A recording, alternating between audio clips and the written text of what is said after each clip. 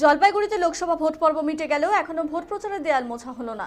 কিছু জায়গায় কর্মীরা দায়িত্ব নিয়ে নিজেরাই মুছে দিলেও বেশিরভাগ শহর এবং শহর সংলগ্ন গলিতে দেয়াল লিখন এখনো জল করছে সব দলেরই। এদিন শুক্রবার জলপাইগুড়ি শহরে বিভিন্ন রাস্তায় ঘুরে দেখা গেল রাস্তার পাশে এখনো ফ্ল্যাগ ফেস্টুন, দেয়াল লেখন চোখের সামনে ভেসে উঠছে। এতে পরিবেশ দৃশ্য দূষণ হচ্ছে বলে এলাকাবাসীর অভিযোগ। এলাকা মানুষের দাবি, জলপাইগুড়ি লোকসভা ভোট পর্ব শেষ হলেও এখনো ভোট প্রচারে ব্যানার, পোস্টার, দলীয় পতাকা ঝুলে রয়েছে বিভিন্ন অলিতে গলিতে। রাজনৈতিক দলের কর্মীরা তারা নিজেরাই দায়িত্ব নিয়ে পোস্টার, ব্যানার, দেয়াল লিখন মুছে দেয় তাহলে ভালো হয়। এই বিষয়ে পরিবেশ প্রেমী তথা জলপাইগুড়ি সায়েন্স অ্যান্ড নেচার ক্লাবের সম্পাদক রাজা রাউত বলেন, জলপাইগুড়ি লোকসভা নির্বাচন শেষ হয়েছে কিছুদিন আগে। বিভিন্ন রাজনৈতিক দল তাদের ভোট প্রচারে দলীয় পতাকা, প্রতীক চিহ্ন, ব্যানার, ফেস্টুন লাগিয়ে ভোট প্রচার করেছেন। সেই বিষয়ে তাদের সাধুবাদ জানাই। কিন্তু জলপাইগুড়ি লোকসভা ভোট পর্ব মিটে গেছে, এখন গাছে ঝুলছে ফ্ল্যাগ, ফেস্টুন, ব্যানার।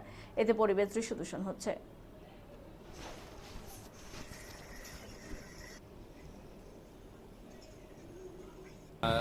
সত্যি কথাই এটা অত্যন্ত দুর্ভাগ্যজনক ঘটনা যে আমাদের নির্বাচন হয়ে গেছে জলপাইগুড়িতে বিভিন্ন জায়গায় এবং 3টে জেলাতেই হয়ে গেছে, অলরেডি প্রথম দফায় হয়ে গেছে।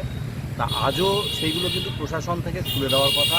ইলেকশন কমিশন অফ ইন্ডিয়ার এটা দায়িত্ব ছিল এগুলো খুলে দেওয়া, হোর্ডিংগুলো, এবং যারা রাজনৈতিক দল যারা প্রতিদ্বন্দ্বিতা করেছেন প্রত্যেকেরই উচিত ছিল এগুলো খুলে দেওয়া। কারণ সত্যি কথা এটা একটা দৃশ্য দূষণ।